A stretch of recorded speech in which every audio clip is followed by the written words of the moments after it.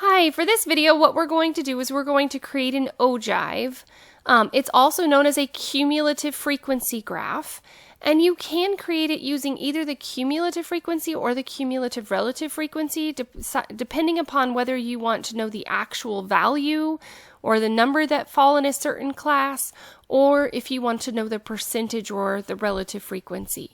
For this one, what we're going to do is we're going to use the cumulative frequency. And for cumulative frequency, that is what's going to go on this y-axis. So cumulative frequency. Since this one goes up to 30, what I'm going to do is I'm going to label it by 5. So I'm going to start with 5 and then 10, 15, 20, 25, and 30, so that 100% of our data points do fall on this graph.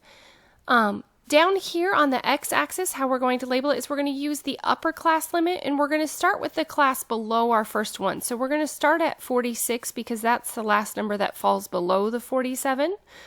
And then I would use all of my upper class limits, these values right here, as my next label. So I would start the next one at 55, etc. So we would just put those up here. These would be our upper class limits so that we know where it stops at.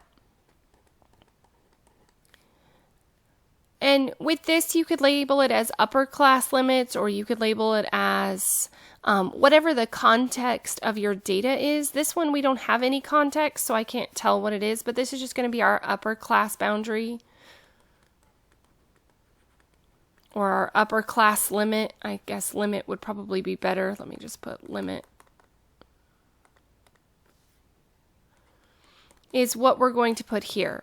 So at 46, we had 0 values, so we know that we started at 0 with the 46. We didn't have any that happened by the end of that.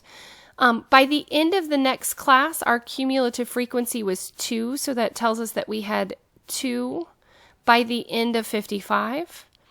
For the next one, we went to 7, so we increased by 5. By the end of the next class, we were at 11. So it's not quite as steep, but it's pretty close to the same as the last one. By the end of 82, we were clear up to 21. So we did have the largest jump from here in this class. So the most fell between 70, the most fell in this class right here, the 65 to 73.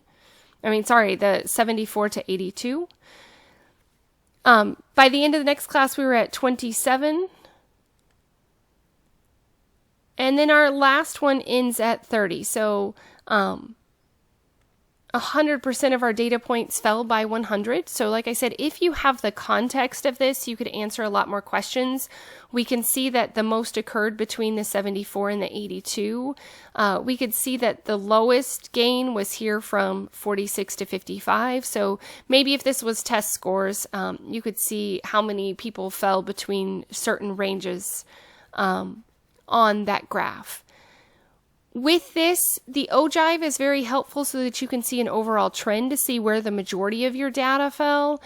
You can also see where the least amount fell. You can also see what your highest point was and how much. You could look to see how much fell by a certain point. So if you're looking for information with this, I would say that they probably use the cumulative relative frequency more often, which, like I said, I will do another video that shows that. But you can find a lot of information from a cumulative frequency graph.